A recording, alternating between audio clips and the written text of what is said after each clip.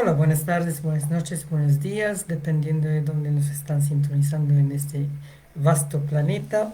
Les habla Gani Mahakronkin y les damos la bienvenida a nuestro canal virtual con nuestro programa experiencial en nuestro centro integrativo donde funciona nuestro sistema evolutivo desde 1984 en Sudamérica, entregando conocimientos, técnicas y vivencias para la armonización, el despertar y la trascendencia en estos tiempos de cambios importantes personales y globales, internos y externos.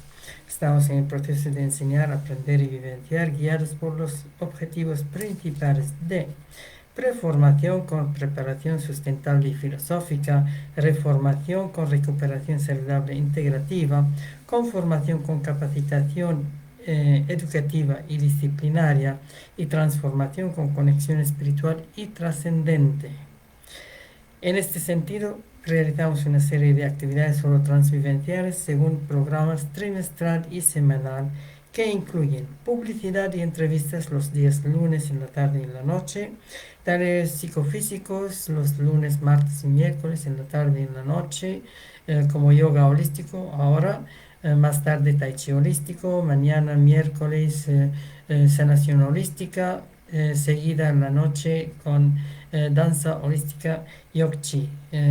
Siempre hay una primera media hora abierta en público por Facebook y Instagram Live, que es la parte teórica, y después la parte práctica en otra plataforma para los inscritos en estos 4 talleres. Los días jueves hacemos Tai Chi activo en la noche y yoga activo en la tarde. Y la parte teórica está dentro del mismo taller, no está al público. Para principiantes tenemos prácticas de relajación y estudios holísticos los lunes, martes, miércoles, jueves y viernes después de mediodía. Y antes de mediodía tenemos culinaria holística, alimentación holística. Y para avanzados tenemos prácticas de meditación y movimiento en las mañanas, los días de la semana, por el momento martes y jueves. Eh, para las personas que quieren alguna práctica de fin de semana, tenemos a veces convivencias, jornadas de sábados, como retiros y seminarios. También tenemos preparación psicorporal a pedido de individuos y grupos de todo el mundo. Ahí trabajamos en diferentes horarios y a nivel bilingüe.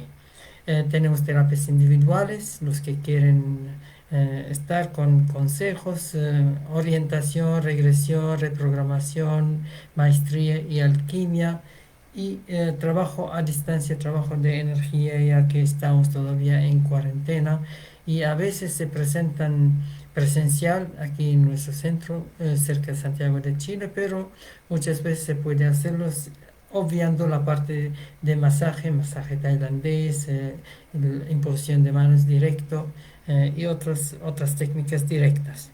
Los que quieren vernos en nuestro canal de YouTube, estamos con Armon-321.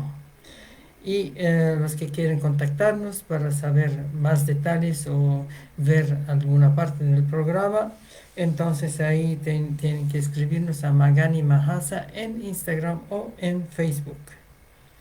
Bien, eh, vamos a seguir ahora con nuestro estilo de yoga holístico, una introducción general y después leer un artículo y hacer comentarios. Nuestro estilo de yoga tiene dos partes principales. Nuestro enfoque es integrativo, pero un puente, ni muy superficial y solamente para relajarse y concentrarse, para hacer unas posturas simples, ni muy profundo y clásico donde se despliega un montón de cosas. Nosotros tratamos de hacerlo simple y profundo, pero término medio. Y por eso lo clasificamos en los días martes, damos yoga pasivo, todas las posturas, con pausas, con relajación, con meditación, posturas descendentes, posturas intermedias, posturas ascendentes. Ahí aplicamos Hatha Yoga como referencia, Nidra Yoga, la relajación, Raja Yoga, la meditación, Vinyasa Yoga, las posturas desencadenadas, etcétera. Lo básico, porque lo clásico tiene miles de posturas, nosotros manejamos cientos de posturas no más, no miles. En el yoga activo, el modelo del día jueves, hacemos como referencia yoga kundalini con respiraciones de fuego, con meditaciones activas de Osho y muchas otras técnicas como danzas tántricas, etcétera. Y después vamos a la parte pasiva con Bhakti Yoga. Como referencia hacemos danzas de paso universal, danzas circulares sagradas, hacemos meditaciones más pasivas, técnicas más hacia adentro, más en el suelo, casi, con combinaciones en 3 grados en general. El primer grado todo lo básico, el segundo grado todo lo detallado, igual con las posturas del día martes. Y para el grado avanzado, otro curso trimestral, vamos a la esencia del yoga, que es la unión. Su nombre mismo, que viene de los Himalayas, en sánscrito antiguo, un idioma indoeuropeo, indica la unión con yug. Yug es todo lo que es une. Unión de la mente y cuerpo, unión del alma con el espíritu, unión de lo interno y externo, inferior, superior, etcétera, usando algunas técnicas que uno sabe, pero fluyendo en toda la sesión, convirtiendo la técnica en un viaje, que es la meta de los yogis. El yoga nació en los Himalayas, entre la parte tibetana, entre la parte hindú, y ahí se desarrolló después más en la parte hindú, y cuando volvió en forma de budismo tuvo otra acogida en el Tíbet, en China, en Corea, y también en Birmania, Tailandia, Indochina, etcétera. Pero el yoga que conocemos se desarrolló en la forma tradicional y después moderna en la parte del subcontinente indio, y últimamente se ha reducido a la parte de la India actual y un poco Nepal. Bien, entonces las personas que quieren formarse como monitores, hacemos otro curso de propedéutico, el cuarto grado, para que puedan llevar ese estilo. Ese estilo se basa en práctica de más que 40 años en diferentes partes del mundo: Oriente Medio, Gran India, Europa, Sudamérica. Entonces tiene bastante referencia con todo lo que es útil para esa unidad, para esa unión, como referencia.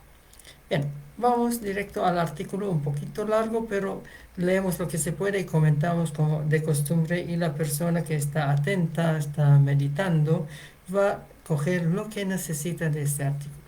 Dice: ¿por qué el yoga globalizado moderno tiene muy poco que ver con el yoga original?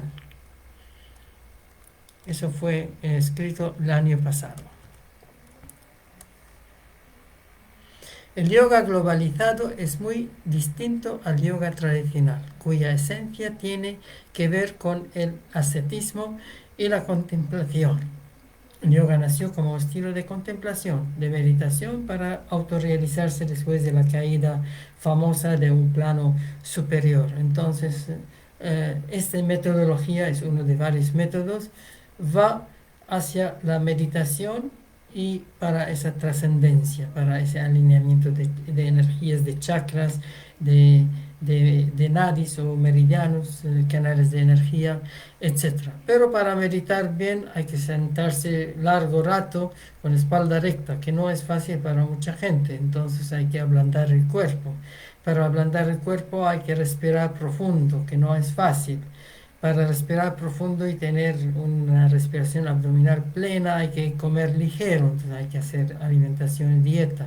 Para merecer un proceso tan fino, para ir trascendiendo, como dijo Patanjali, el codificador histórico del yoga, unos siglos antes de la era cristiana, hay que tener ética, hay que merecer esto. Entonces hay que diversificar. El yoga, que nació como meditación en los Himalayas, empezó a diversificar en lugar como bajo a las llanuras de la India, subtrópico, tropical, valles, etcétera, y diversificarse en estilos. Nacieron el yoga mental, el yoga físico, el yoga devocional, el yoga de sonido, mantra, el yoga de la forma, yantra o mandala también, eh, el auto yoga, vini yoga y muchas variantes, activo y pasivo. Y recién en el siglo XIX, siglo XX empezó a estructurarse como yoga más el físico, hatha yoga, con obviamente enfoque meditativo profundo, relajación y todo esto.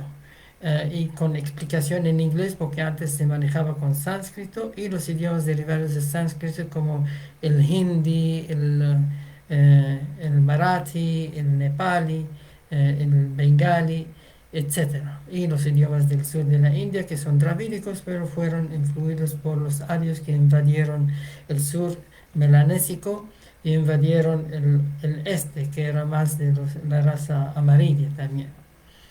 Eh, y después viene la invasión de la raza roja, los árabes, los musulmanes. Entonces, el yoga tradicional tiene también alguna influencia de todas esas corrientes, aunque la base es el Himalayas, la raza amarilla y la meditación. El resto son variantes en lugar, en diferentes etnias, en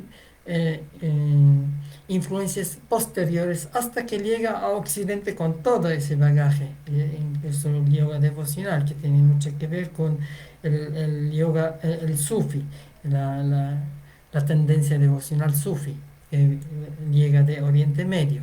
Entonces cuando va a Occidente empiezan a resaltar primero un poco la filosofía, después como ven que la gente ya está reacia porque había más cristianos allá, entonces empezaron a enfocar la parte de la meditación y la parte de la parte física, la relajación, la concentración.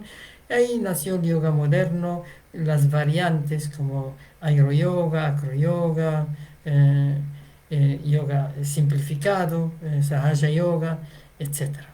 Bien, vamos a leer un poquito y ver cómo se convirtió ese sistema asceta de meditación en un yoga de fitness, un yoga deportivo, con campeonatos, con todo, que es interesante, obviamente, pero una de las características esenciales del capitalismo es su capacidad de tomar todo tipo de subculturas y valores artísticos, espirituales, éticos y convertirlos en productos que forman parte del mercado. La mercantilización, comodificación de todo. Esta es una de las características quizá más alarmantes del capitalismo liberal, responsable de desgarrar a las personas, hacerlas perder sus tradiciones y en cierta manera encajarlas al reemplazar sus propias prácticas y creencias con nuevos ídolos. Uno de los casos más conspicuos en este fenómeno de cooptación es el del yoga. Primero hay que mencionar que la manera en la que el yoga se ha convertido en una industria multimillonaria dentro de la cultura del fitness y el wellness en las sociedades occidentales es un fenómeno complejo. Prácticamente después de la Segunda Guerra Mundial empezó a venir tímidamente y después se estableció bien en los años 60 finales, cuando ya empezó la revolución de los hippies y empezó después a estructurarse mejor y más presentable.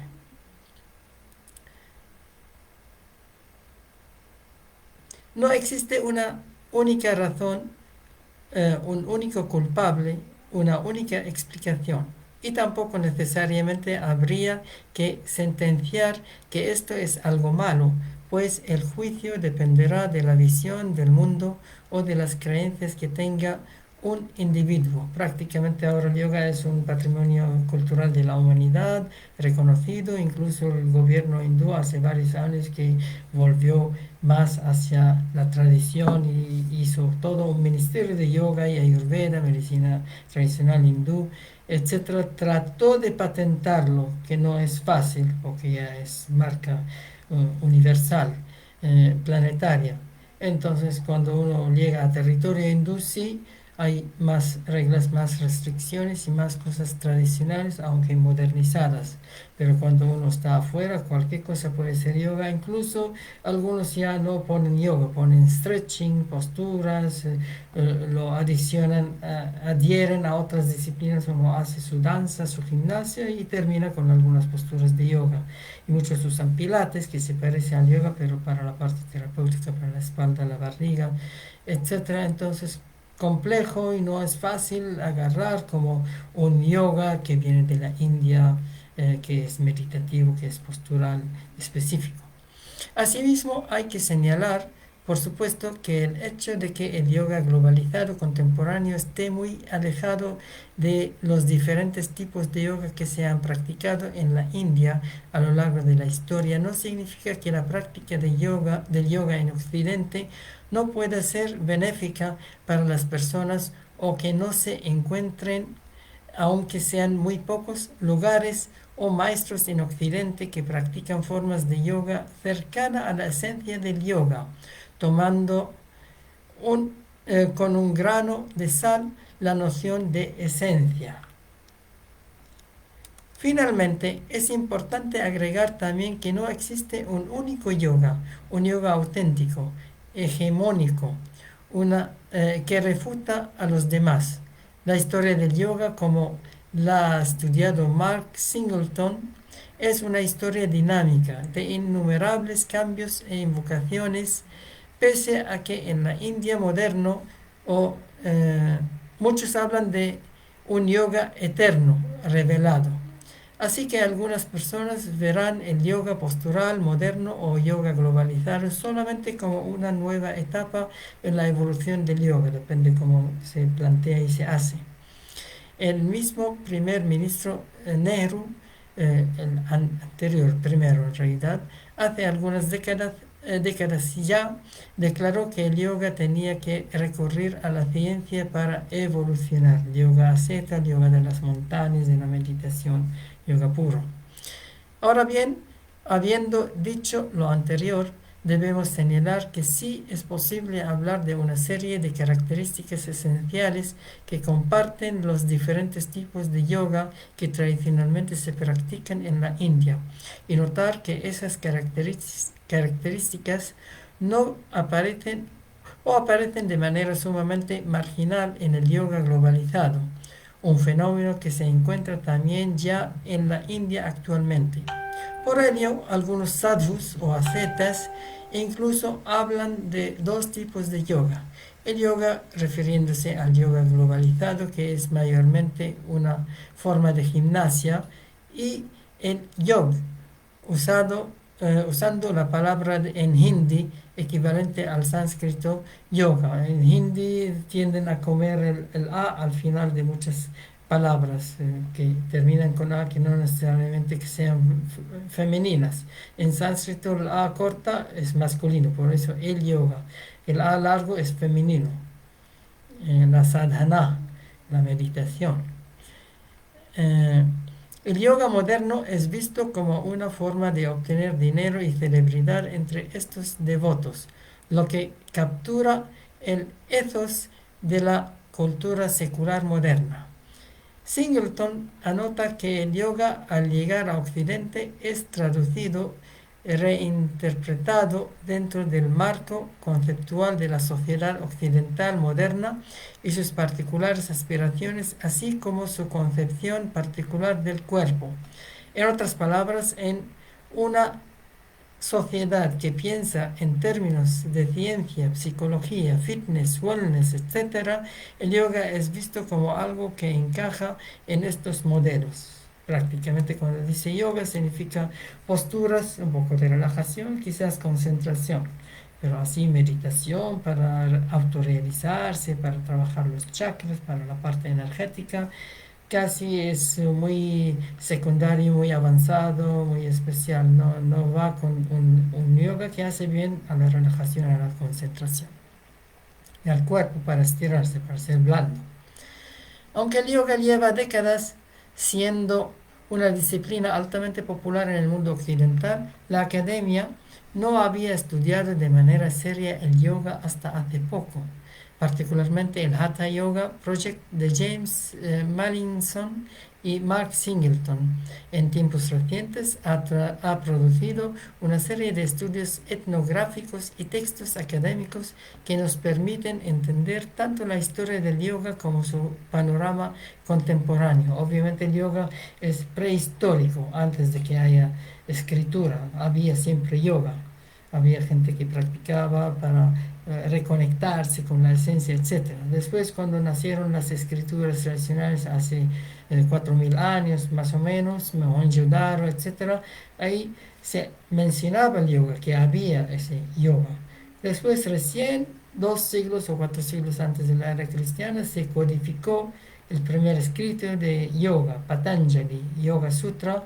Ahí había la referencia específica de yoga con posturas, con meditación, con todo eso. Posturas que facilitan la respiración, posturas y respiración, asanas y pranayamas que hacen que el Raja Yoga, que es Pratyahara, Dharana y Dhyana, conducen a la unión, a Samadhi, un estado de trascendencia. Vienen obviamente primero Shila Yoga, el yoga de la conducta, Yama y Niyama, lo que se tiene que hacer y lo que no se tiene que hacer a nivel personal y a nivel social. Entonces ahí, y recién en los primeros siglos y después vienen otros tratados de yoga, tratados clásicos, como una de 6 escuelas que influyeron en la India: Yoga, Veda, Sankhya, etc., Ayurveda, etc. Bien, aquí Mallinson es una figura sumamente interesante, pues además de obtener su doctorado en sánscrito por la Universidad de Oxford, ha sido iniciado a la escuela de los Ramanandi Tyagis y ha vivido con ascetas en la India por algunos años. Mallinson es reconocido en la academia por demostrar las raíces budistas del Hatha Yoga.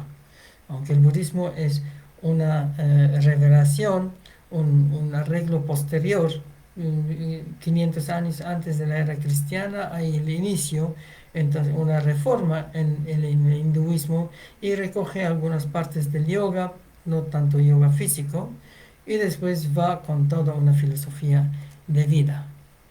Teniendo en cuenta el trabajo de estos académicos practicantes y de otros miembros de este proyecto, como la académica italiana Daniela Bevilacqua, podemos hacer algunas observaciones sobre las características principales del yoga a lo largo de la historia, mismas que siguen siendo parte esencial de la práctica y objetivos de los ascetas indios que mantienen viva la tradición. Vamos a leer el último párrafo y ahí detenemos para ir a la parte práctica con los inscritos en otra plataforma, como siempre. Las primeras menciones del yoga que se acercan al entendimiento que tenemos actualmente del término ocurren en el Mahabharata. Anteriormente, por supuesto, el término es usado, pero no con la misma connotación de una disciplina espiritual. En la gran épica india se habla del yoga como una serie de técnicas que conducen a la unión con la divinidad o el estado de liberación, moksha.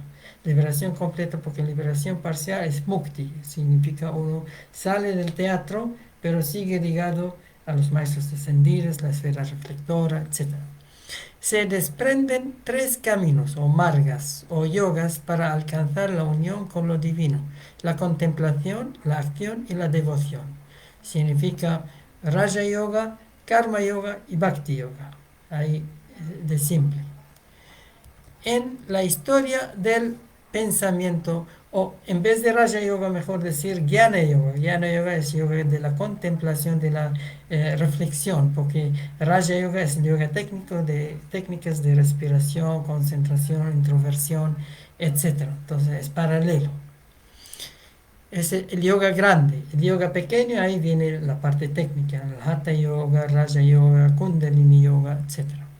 En la historia del pensamiento religioso, surgido en la India, datar los textos es algo sumamente complicado, así que no es sencillo decir cuándo se compuso este texto, que además tiene varias capas de composición.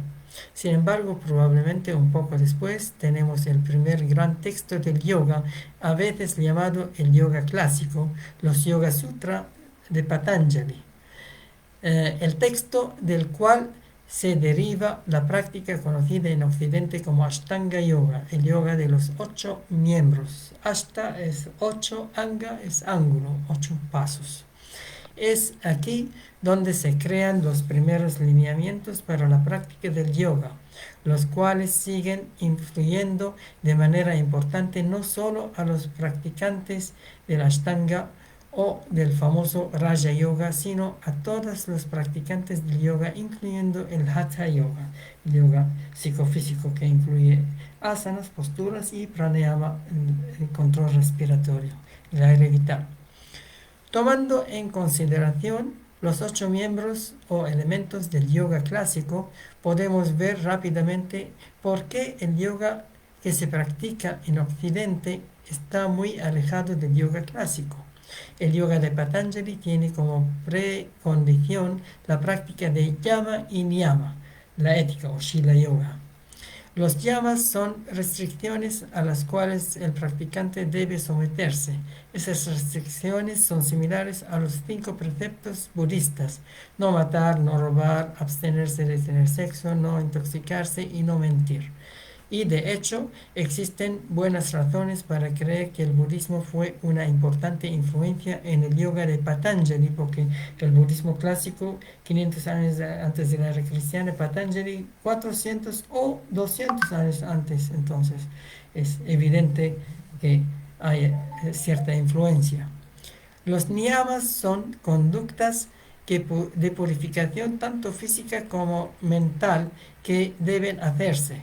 Entre los 5 niyamas de Patanjali encontramos cosas que van en contra del ethos occidental, como la contemplación o adoración a la divinidad suprema, renunciando a la identidad individual inferior, o a la práctica, o el ego falso, o a la práctica de austeridad y férrea disciplina, etc. La regulación de la conducta y del cuerpo es la precondición de la práctica. Esto nos habla de que en el origen del yoga tiene que ver con algo similar a una vida religiosa, monástica o ascética, alejada de los placeres mundanos, generalmente dentro de una escuela bajo la tutela de un maestro. Ahora bien, en Occidente no ocurre que el maestro le pide al alumno antes de realizar ciertos rituales purificatorios para poder entonces sí practicar. Los estudios de yoga no suelen rechazar alumnos ni exigir purificaciones. Esto sería visto como una especie de discriminación políticamente inaceptable. Bien, interesante el enfoque. Bien, en otra continuamos leyendo muy interesante el texto, muy bueno. Vamos a copiarlo, vamos a ponerlo en el WhatsApp del grupo y en el Facebook Magani Mahasa, ahí aparece la copia de este texto. Bien, llegamos al término de esta cápsula teórica de nuestro taller de yoga holístico.